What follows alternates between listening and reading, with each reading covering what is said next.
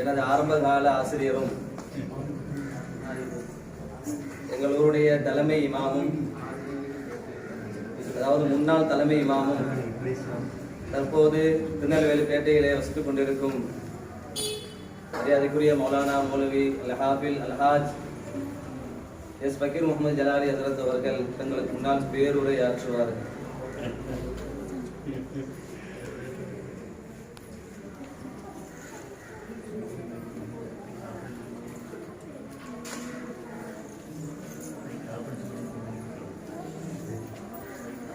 Assalamualaikum warahmatullahi wabarakatuh. Nahmaduhu wa nusalli ala rasulihil kareem. கடவுளற்ற அருளாளன், நிகரற்ற அன்பாளன் அல்லாஹ்வின் திருப்பெயர் கொண்டு ஆரம்பம் செய்கிறேன். ஸலவாத்தும் சலாமும் சத்திய திருத்தூதர் ஸல்லல்லாஹு அலைஹி வஸல்லம் அவர்கள் மீதும், அவர்களை அப்பழுக்கற்ற முறையில் பின்பற்றிய நல்லவர்கள் இன்னும் நம்மவர்கள் அனைவர் மீதும் உண்டாகட்டுமாக. மரியாதைக்குரிய உலமா பெருமக்களே, பெரியவர்களே, தாய்மார்களே, உஸ்தாதா அவர்களே, மாணவ கண்மணிகளே, உங்கள் அனைவருக்கும் இந்த மாலை நேரம் பரக்கத்து நிறைந்த மாலை நேரமாக அமைய வேண்டும் என்று துஆ செய்து, நான் ஏற்கனவே வந்திருக்கேங்க, தெரியுங்களா உங்களுக்கு? ஆண்டு விழாவில் இணைச்சிருக்கேன். அதில் என்ன விசேஷம்னா, என்னுடைய சகோதரர் ஹாரூன் ரஷீத் இருக்காரு, அவருடைய மாணவர்களுடைய திறமையை பார்த்துட்டு நான் ஏற்கனவே சொன்னேன், எந்த நேரத்தில் பட்டிமன்றம் நடக்குதோ அப்போ என்ன மேடையிட்டுங்க, பட்டிமன்றம் முடிஞ்சதோட நான் கீழே இறங்கிடுவேன்னு சொல்லியிருந்தேன். அவர் சொன்னார், கொஞ்ச நேரம் உட்கார்ந்து அந்த மார்க் மட்டும் போட்டுருங்கன்னு. நான் மார்க் போட ஆரம்பிச்ச உடனேயே எடுப்புலையே டாப் கியர்ல போட்டு பசங்க தூக்குனாங்க. பேச்சுன்னா பேச்சு, அவ்வளவு அற்புதமான பேச்சுக்கள். சுருக்கமா சொன்னா, ஒரு 3 வயசு 2 வயசு பையன்ல இருந்து ஒரு 15 வயசு பையன் வரைக்கும் அந்த மேடையே கலக்கிட்டாங்க. கிட்டத்தட்ட நான் மேடையில 6 மணி நேரம் 7 மணி நேரம் உட்கார்ந்து இருக்கிறேன். என் காலுக்கு ரொம்ப நேரம் உட்கார முடியாது. 7 மணி நேரம் நான் உட்கார்ந்த கதையை என்னுடைய நண்பர்கிட்ட போய் சொன்னேன். இப்ப எனக்கு முன்னாடி பேசினாங்க இல்லையா, அவங்கள்ட்ட சொன்னேன். அடுத்த தடவை நீ போறதா இருந்தா என்னைய கூட்டிட்டு போன்னு அவர் சொன்னார். எதுக்கு சொன்னார்னா, இந்த பிள்ளைகளை பார்க்கறது. உங்களுக்கு பிள்ளைங்க தலைக்கு பின்னாடி இருக்கிறாங்க, ஆனா அந்த பிள்ளைகளை பார்க்கறதுக்கு அவருக்கு அவ்வளவு ஆர்வம். நாங்கள் மதரசா நடத்திக்கிட்டு இருக்கிறதுனால, மதரசாக்கள் எங்கெங்கேயோ நடக்குது. ஆனால் நம்முடைய முன்னோர்கள் மதரசாவை எப்படி நடத்தினாங்கிறத நம்ம தெரிஞ்சுக்கிட்டோம்னா நம்ம கவனத்தை வேற எங்கேயும் திருப்ப மாட்டோம். பள்ளிவாசல் என்பது அரசாங்கம் மாதிரி, நல்லா தெரிஞ்சுக்கிடுங்க. உங்க பேர் எல்லாமே பள்ளிவாசல்ல இருக்கு. பெற்றோர்களுக்கு நான் இதை சொல்றேன் பிரத்யேகமா. பள்ளிக்கூடமா இருந்தாலும் பெற்றோர்கள் தினம்னு சொன்னா ஆம்பளை மக்கள் யாரும் என்ன செய்யறது இல்லை, போறது இல்லை, அம்மாமார்கள் தான் போறாங்க.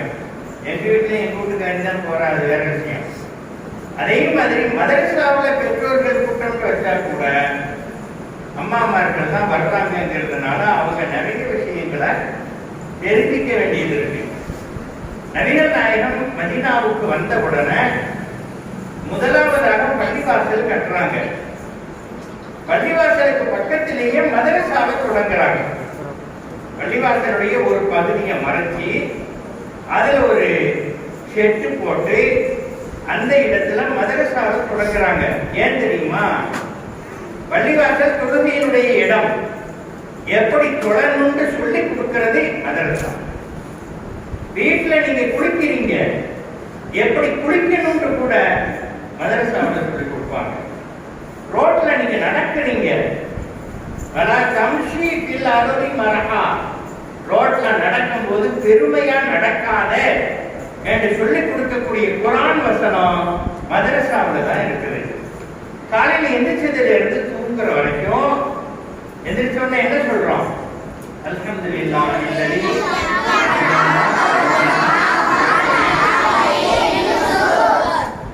தூங்கும் போது என்ன சொல்றோம்? இது ரெண்டுக்கு இடையில சும்முனா அல்ஹம்துலில்லாஹ், ஆச்சரியப்பட்டா சுப்ஹானல்லாஹ், கொட்டாவி வந்தா அவுது பில்லாஹ், யாராவது மூத்தா போயிட்டாங்கன்னா இப்படி வாழ்க்கையில தூங்குறதுல இருந்து எந்திக்கிற வரைக்கும், எந்திக்கிறதுல இருந்து தூங்குற வரைக்கும் என்னென்ன செய்யணும்னு சொல்லி கொடுக்கிறது எது?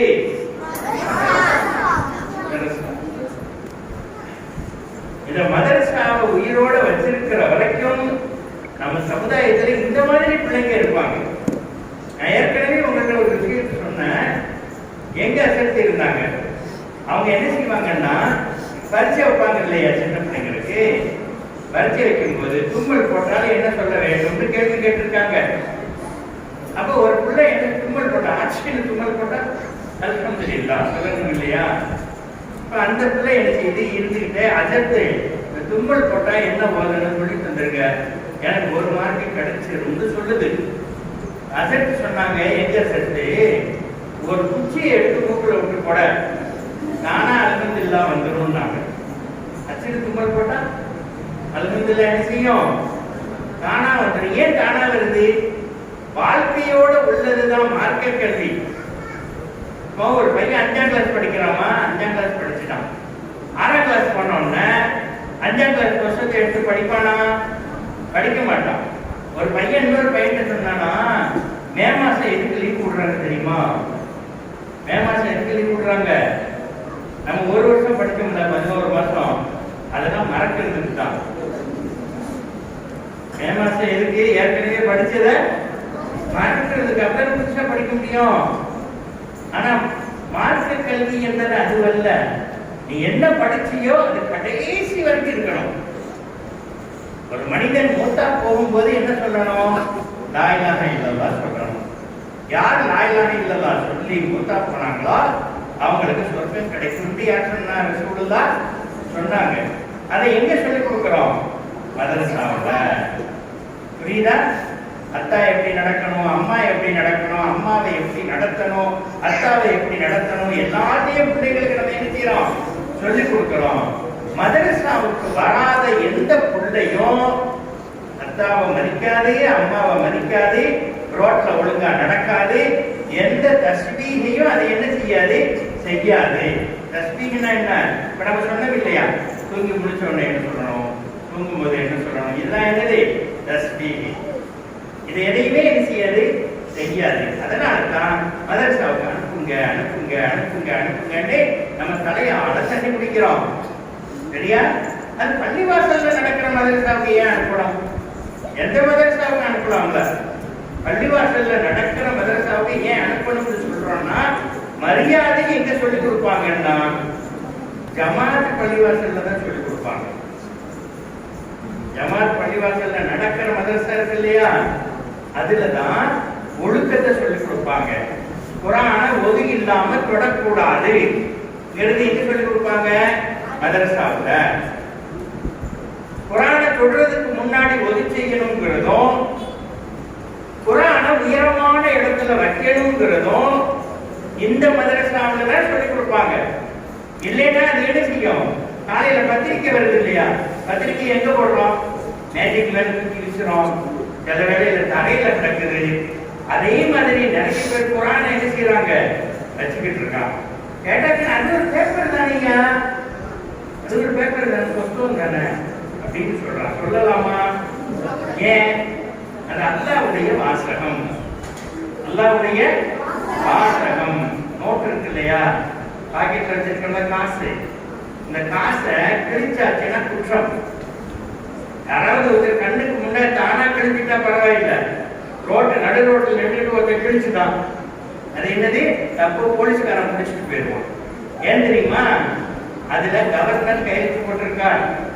பேங்க் கவர்னர் இருக்காரு, ரிசர்வ் பேங்க் கவர்னர், அவர் கையெழுத்து போட்டிருக்கார். அந்த கையெழுத்தை கிழிச்சுட்டான்னு சொல்லி உள்ள பிடிச்சு போடுவாங்க. ஒரு கேவலம் ஒரு 5 ரூபா நோட்டு 10 ரூபா நோட்டுக்கு அவ்வளவு மரியாதை இருக்குன்னா அல்லாஹ்வுடைய வார்த்தைகள் இருக்கக்கூடிய குர்ஆனுக்கு எவ்வளவு பெரிய மரியாதை வேணும். எனவே குர்ஆனை என்ன செய்யணும்? இருக்கிற இடத்துலயே உயரமான இடத்துல வைக்கணும், அதை ஓதணும், ஓதிட்டு பத்திரமா எடுத்து ஒரு இடத்துல பாதுகாப்பா வைக்கணும். இது குர்ஆனுக்கான மரியாதை. குர்ஆனை ஓதிக்கிட்டே இருக்கிறது நன்மை, சும்மா பார்த்துக்கிட்டு இருக்கிறது நன்மை. சும்மா பார்த்துக்கிட்டே இருக்கிறது நன்மை. இரண்டாவது நன்மை எதுன்னு கேட்டா பெற்றோர்களுக்கு மரியாதை செய்வது. அதை எப்படி சொல்லிக் கொடுப்பாங்க? மதரசாவுல தான் சொல்லிக் கொடுப்பாங்க. பள்ளிக்கூடத்துல எல்லாம் போற போக்குல எதையாவது கதையை சொல்லி கொடுத்துட்டு போயிருவாங்க. ஆனா மதரசாவுல தான் அத்தாவுடைய கோபம் அல்லாவுடைய கோபத்துல இருக்கு, அத்தாவுடைய மகிழ்ச்சி அல்லாவுடைய மகிழ்ச்சியில இருக்கு. அத்தாவை சங்கடப்படுத்தாம நம்ம என்ன செய்யணும்? பார்த்துக்கிடணும், கோபப்படாத அளவுக்கு நடந்துக்கிடணும். போங்கத்தா சும்மா போட்டு வேலையை இருக்கிட்டு அப்படின்லாம் என்ன செய்யக்கூடாது, சொல்லக்கூடாது. ஏன்னா இன்னைக்கு நம்ம சின்ன பிள்ளைங்களா இருக்கிறோம்லப்பா, சின்ன பிள்ளைங்களா நம்ம இருக்கிறோம். பெற்றோர்களுக்கு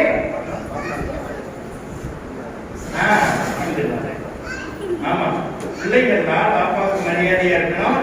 நம்ம பாப்பாவுக்கு மரியாதையா இருந்தா நம்ம பாப்பா ஆகும் போல நம்மளுக்கு ஒரு 40 வயசு 30 வயசு ஆகும் இல்லையா, அந்த நேரத்துல நம்ம பையன் நம்மளை என்ன செய்வான்? மரியாதையா பார்ப்பான். நபிகள் நாயகம் ஸல்லல்லாஹு அலைஹி வஸல்லம் சின்ன பிள்ளையா இருந்தாங்க இல்லையா, 6 வயசு 7 வயசு பிள்ளையா இருக்கும்போது ரோட்ல போவாங்க. போய் அம்மாமார்களே நான் முகமது கடைக்கு போறேன், எல்லா வீட்டுக்கும் சத்தம் போட்டு சொல்லுவாங்க, நான் முகமது கடைக்கு போறேன், யாருக்காவது கறிக்கடையில கறி வாங்கணுமா, காய்கறி கடையில காய்கறி வாங்கணுமா, மளிகை கடையில அரிசி பருப்பு புளி எல்லாம் வாங்கணுமா இப்படி கேட்பாங்களாம்.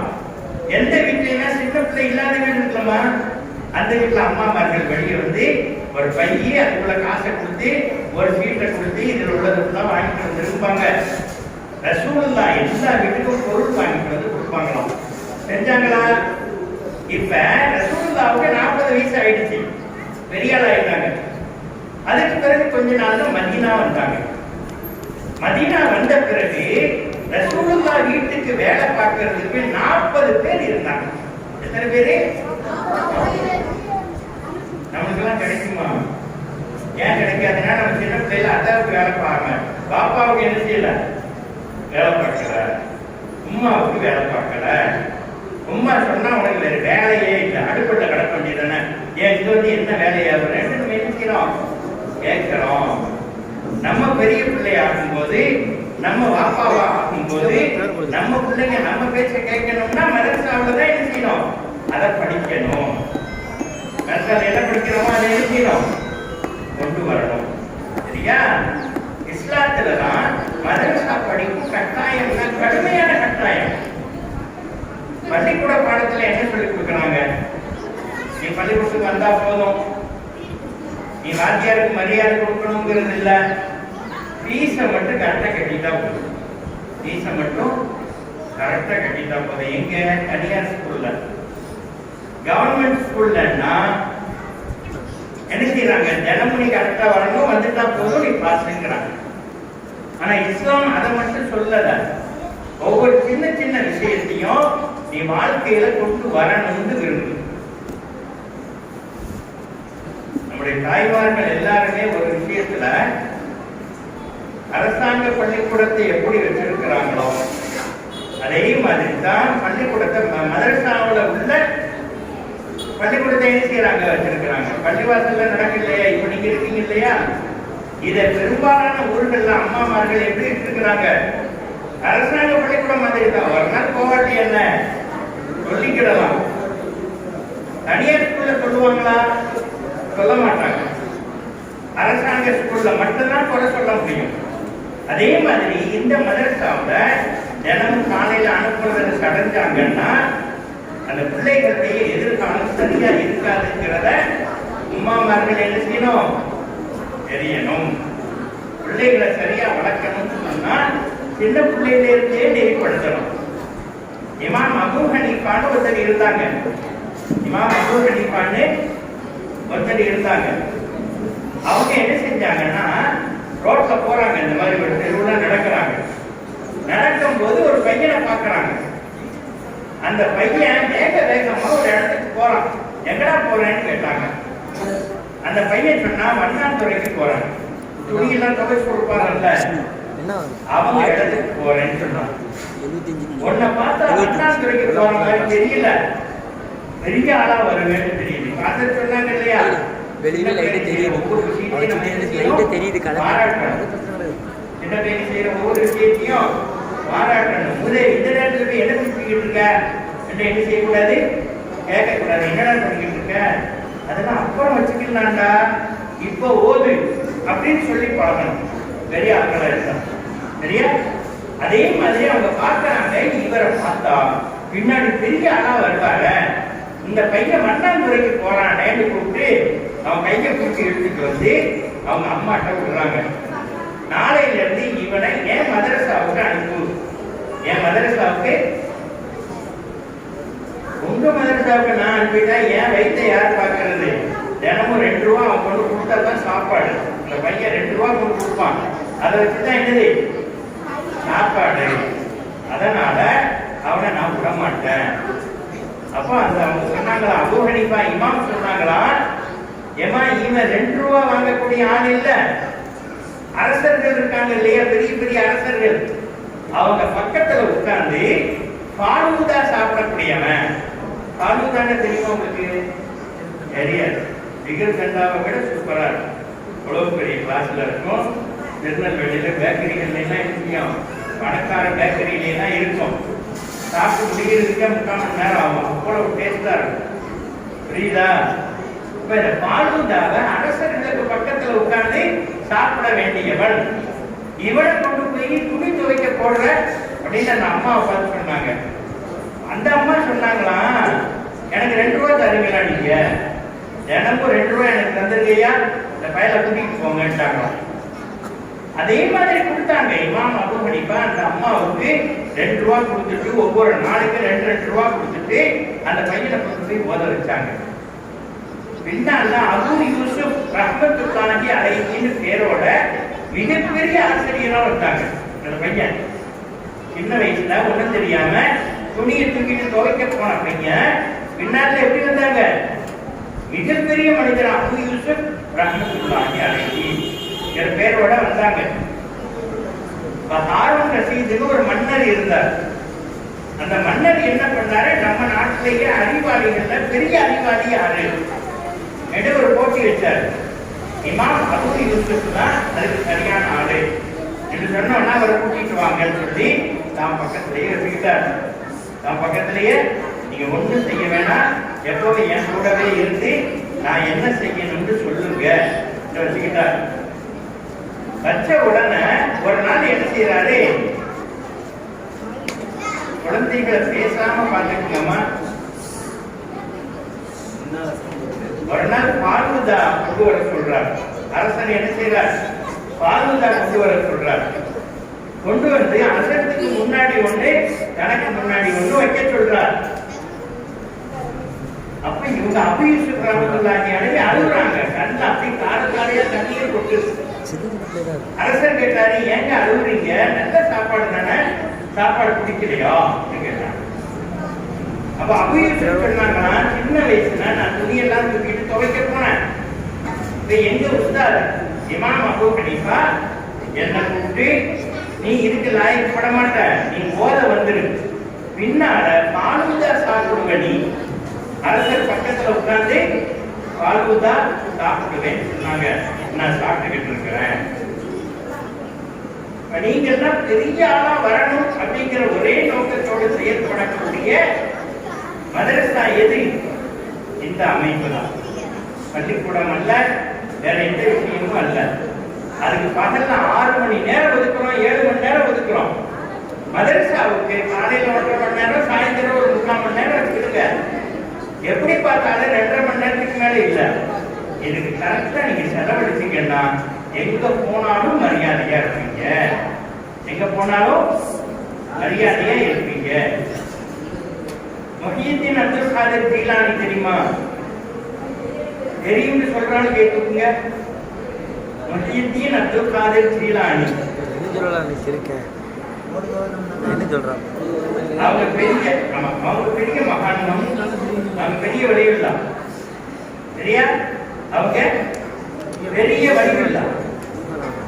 அவங்க என்ன செய்யறாங்கன்னா உள்ளூர்ல இருந்து வெளியூருக்கு படிக்க போறாங்க. உள்ளூர்ல இருந்து வெளியூருக்கு படிக்க போறாங்க. இங்க இருந்து மதுரைக்குன்னு வச்சுக்கிடுங்க. இங்க இருந்து மதுரைக்கு போறாங்க. அப்ப எல்லாம் காடு தானே, பயங்கர காடு. அந்த காட்டை தாண்டினாதான் குறும்பூரே வரும். அதுக்கப்புறம் பெரிய காடு. அதை தாண்டினா என்ன வரும்? சிறுகை கொண்டா வரும். அதை தாண்டி ஒரு பெரிய காடு திருநெல்வேலி. இப்படி ஒவ்வொரு ஊருக்கு இடையில அந்த இடத்துல காடுகள் தான் என்ன செய்யும் இருக்கு.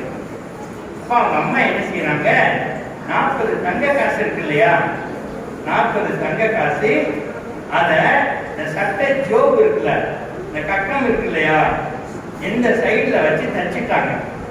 முன்னாடி சட்டை யாராவது பார்த்து எடுத்துக்குவாங்கன்னு சொல்லிட்டு இந்த பக்கமா வச்சு தச்சுட்டாங்க. உள்ளேயே நல்லா தச்சு, நீ பகதாதுக்கு போன உடனே படிச்சுக்கிட்டு இருக்கும் போதே உனக்கு செலவுக்கு தேவைப்பட்டா என்ன இதை எடுத்து செலவழின்னு கையில கொடுத்து விட்டாங்க. கொடுத்துட்டு சொன்னாங்களா, எந்த காரணத்தை கொண்டும் நீ பொய் சொல்லக்கூடாது. என்ன சொல்லக்கூடாது? பொய் சொல்லக்கூடாது. நம்ம வீட்டுல இருந்து வர்றோம் இல்லையா, வீட்டுல இருந்து எங்க வர்றோம், மதரசாவுக்கு வர்றோம். வரும்போது ஒரு பைய கூட்டிட்டு போய் கொஞ்ச நேரம் விளையாடிட்டு வரலாம். வந்து வாத்தியார் கேட்கிறார், அசத்து என்ன செய்யறாரு கேட்கிறாரு, ஏன்னா லேட்டுன்னு கேட்கிறாரு. எங்க அம்மா இப்பதான் எடுக்கணும், காலையிலேயே பொய்ய ஆரம்பிச்சிடும்.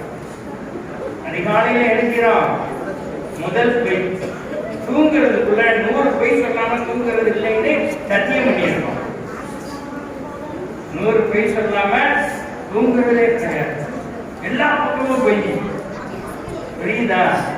ஆனா அவங்க அப்படி இல்லை, பொய் சொல்லக்கூடாது. அதை மட்டும் பேணிக்க நீ நல்லா இருப்பேன்ட்டாங்க. நம்ம என்ன சொன்னாங்க, பொய் சொல்லவே கூடாது.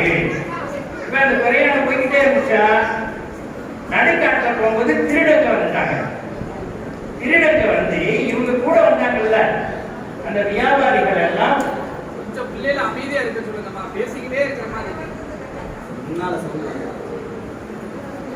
பேசுறது விளங்காது. அப்புறம் உங்களுக்கு தான் விளங்காது. பெரியவர்களே பேசிட்டு தான் இருக்காங்க, பெரியவர்கள் தோண்டுதான் இருக்கு. அப்ப திருடங்க வந்துட்டாங்க. அது எல்லார்கிட்ட இருந்து பொருள்களை திருடினாங்க. இந்த பையனை கண்டுக்கவே இல்லை. இந்த பையன் கண்டுக்கல. அப்ப ஒருத்தருக்கு திடீர்னு இவன் செலவுக்கு ஏதாவது வச்சிருப்பான். இந்த லேஸ் வாங்குறதுக்கு, குர்குரே வாங்குறதுக்குன்னு. இப்ப பையங்க பையில காசு இருக்கு இல்லையா, 5 ரூபா 10 ரூபான்னு இருக்கா, அதே மாதிரி காசு இருக்குன்னு நினைச்சு மெதுப்பா வந்து கேட்டான், தம்பி உங்ககிட்ட எவ்வளவு இருக்குன்னு கேட்டான். உடனே சொன்னாங்களா, 40 தங்க காசு இருக்குன்ற. 40 தங்க காசு என்கிட்ட இருக்கு. என்னடா ஒண்ணுமில்லாத மாதிரி நிக்கிற, 40 தங்க காசுங்கிற.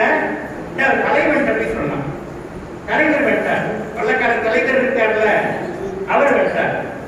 அந்த தம்பி என்ன சொல்ற நீ, 40 தங்க காசுனா என்னன்னு தெரியுமா உனக்கு? அது ரொம்ப மதிப்பு உள்ளதுடா. ஒரு பவுன் தங்கம் எவ்வளவு காசு? ஒரு பவுன் 50,000 ரூபாய். இப்ப ஒரு தங்க காசு 50,000 ரூபாய். 40 தங்க காசு வச்சிருக்கேங்கிற, விளையாடுறியான்னு கேட்டாங்க. இந்த பாருங்க இருக்கு, அம்மா தச்சு வச்சு விட்டுருக்காங்க. அப்புறம் என்ன இல்லைங்கிறீங்க அப்படின்னாங்க. எங்க அம்மா தச்சு வச்சு விட்டுருக்காங்க, இல்லைன்னு சொல்லுங்க, நான் பொய்யா சொல்றேன். அப்ப அவன் சொன்னானா, அவன் கையில வச்சிருக்கிற காசு என்கிட்ட தான் இருக்குன்னு தைரியமா உண்மை சொல்றான். இந்த உண்மையை சொல்லி கொடுத்தது யாரு? அவங்க அம்மா. ஒரு அம்மா சொன்ன சொல்லையே மீறாம இருக்காங்க. நம்ம வாழ்க்கையில அல்லாஹ் சொன்ன எத்தனையோ மீறி இருக்கும். கொள்ளையடிக்காதேன்னு அல்லாஹ் சொன்னான். யாரையும் தேவையில்லாம அடிக்காதேன்னு அல்லாஹ் சொன்னான். யாரையும் திட்டாதேன்னு அல்லாஹ் சொன்னான். நம்ம சரமாரியா திட்டுறோம், சரமாரியா அடிக்கிறோம், சரமாரியா கொள்ளையடிக்கிறோம். இப்ப நம்ம இருந்து என்ன பிரயோஜனம்? எல்லாரும் இந்த பையன் சொல்ல கேட்டு இவன் பின்னாடியே போயிருவோம்ட்டு முஹியுத்தீன் அப்துல் காதிர் ஜீலானி எவ்வளவு நல்லவங்களா இருந்தாங்களோ அதே மாதிரி அந்த பசங்க எல்லாரும் என்ன ஆயிட்டான், திருட்ட பொருளை எல்லாம் திருப்பி கொடுத்துட்டு நாங்க என்ன திருடவே மாட்டோம்னு சத்தியம் பண்ணிட்டோம். அதை சொல்லி கொடுத்தது யாரு? அம்மா. அந்த அம்மாவுக்கு சொல்லி கொடுத்தது யாரு? ஒரு உஸ்தாதா, ஒரு பெண் உஸ்தாதா என்ன செஞ்சாங்க, சொல்லிக் கொடுத்தாங்க. ஆசிரியர் என்ன சொல்லிக் கொடுக்கிறாரோ அதன்படி நாம் நடக்கும் போது இந்த உலகத்துல நமக்கு எல்லா விஷயங்களும் கிடைக்கும். நபிகள் நாயகம் ஸல்லல்லாஹு அலைஹி வஸல்லம் இன்னொன்னையும் சொன்னாங்க. மூணு விஷயத்தை பார்த்து மகிழ்ச்சி அடைஞ்சோம்னா அல்லாஹ் தஆலா உங்களுக்கு உங்க கண்ணுக்கு ஒளியை கொடுப்பான். கண்ணு இருக்கு இல்லையா, அதுக்கு பிரகாசம் எப்போ வரும்? மூணு பொருளை பார்க்கணும், பார்த்துக்கிட்டே இருக்கணும். ஒண்ணு காபா, மக்காவில் இருக்கிற காபா, சதுரமா இருக்கிற ஒரு கட்டடம் அது. ரெண்டாவது குர்ஆனை விரிச்சு வச்சு பார்த்துக்கிட்டே இருந்தாலும் போதும், நீங்க ஓதணுங்கிற அவசியம் இல்லை. இது அல்லாஹ் கொடுத்த வார்த்தைகள் அப்படின்னு இருக்கணும், ஓதிக்கிட்டே இருக்கணும். மூணாவது அம்மா இருக்காங்க இல்லையா, அம்மா பக்கத்துல உட்கார்ந்து கொஞ்ச நேரம் பார்த்துக்கிட்டே இருக்கு. அதனாலேயும் உங்களுக்கு நன்மை என்ன செய்யுது? கண்ணுக்கு ஒளி கிடைக்குது, நன்மை அதிகமாக்குது என்று நபிகள் நாயகம் ஸல்லல்லாஹு அலைஹி வஸல்லம் சொன்னாங்க. ரசூலுல்லாஹ்வுடைய வார்த்தைகளை எல்லாம் உயிராக்கக்கூடிய இடங்கள் எது? மதரசாக்கள் தான். இந்த மதரசால ஓதுற காலத்துல நீங்க சரியா ஓதிட்டீங்கன்னா பின்னாடி இந்த சமுதாயத்துல தலை நிமிர்ந்து என்ன செய்வீங்க? நிற்பீங்க. புரியுதா? இமாம் ஷாஃபின்னு ஒருத்தர் இருந்தாங்க. இமாம் ஷாஃபின்னு நீங்களா யார்? ஷாஃபி மதஹப் தானே? ஷாஃபி மதஹபினுடைய தலைவர் யாரு? இமாம் ஷாஃபி. இமாம் ஷாஃபி இருக்காங்க இல்லையா, அவங்க ஓத போனாங்க மதீனாவுக்கு. இப்ப நீங்க நினைச்ச மாதிரி உங்க அம்மா கொண்டு விட்டோன்னு ஓதுறது, அல்லது அசர்த்தா ரோட்ல போகும்போது என்னமா பையனை மருத்தாக்கு அனுப்புனா என்ன அப்படின்னு சொல்லி ஓத வைக்கிறதுனா அந்த காலத்துல இல்ல. அங்கெல்லாம் லெட்டர் வாங்கணும்.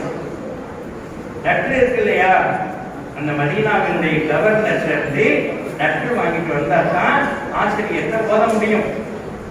அப்ப மதீனாவோட இமாமா இருந்தது யாரு? மாலிக் ரஹ்மத்துல்லாஹி அலைஹி. மாலிக், அவங்க பேர் என்ன பேரு? மாலிக் ரஹ்மத்துல்லாஹி அலைஹி. அவங்கள்ட்ட ஓத போறாங்க. முதல் நாள் அவங்க முன்னாடி மண்டிட்டு உட்கார்ந்தோம்னா உன்னை யாருப்பா அனுப்புனதுன்னு கேட்டாங்களாம். நான் மதீனா கவர்னரோட லெட்டர்ல வந்திருக்கிறேன். லெட்டரை கொடுத்தாங்க. லெட்டரை பிரிச்சு பார்த்துட்டு சரி உட்காரு, இன்னையில இருந்து உனக்கு ஒரு வீட்டுல சாப்பாடு ஒதுக்கியிருக்கேன். இந்த ஊர்ல ஒரு வீட்டுல உனக்கு சாப்பாடு, 3 நேரம் போகணும், சாப்பிடணும், வந்து ஓதணும் அப்படின்னு சொன்னாங்க. சரி என்ன போயிட்டாங்க. இமாம் ஷாஃபி என்ன செஞ்சாங்க? அந்த வீட்டுக்கு போயிட்டாங்க. அந்த வீட்டுல ஒரு வயசான அம்மா இருந்தாங்க. இந்த அம்மா சொன்னாங்கன்னா மாலிக் அனுப்புனாங்களா வாங்கன்னு சொல்லி உட்கார வச்சு ரொட்டி எடுத்து வச்சாங்க. முதல்ல ரொட்டி எடுத்து வச்சாங்க. ரொட்டிக்கு என்ன ஊத்தணும்? நெய் ஊத்தணும்.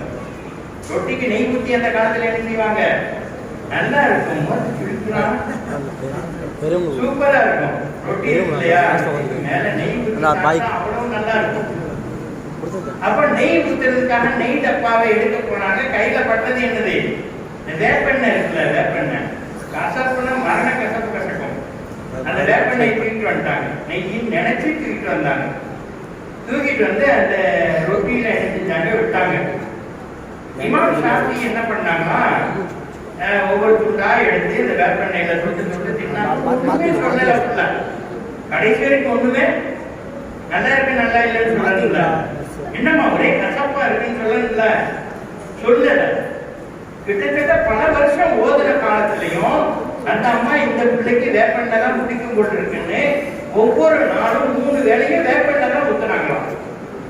வேப்பெண்ணெய் ஊத்துனாங்க, அதையே சாப்பிட்டு வந்தாங்க, படிச்சாங்க, பட்டம் வாங்கிட்டாங்க. இமாம் மாலிக் அவங்களுக்கு பட்டம் சூட்டிட்டாங்க. கசத்துக்கெல்லாம் பட்டம் வாங்கினாங்க இல்லையா அவங்க மதரசாவுல, அதே மாதிரி பட்டம் சூட்டியாச்சு.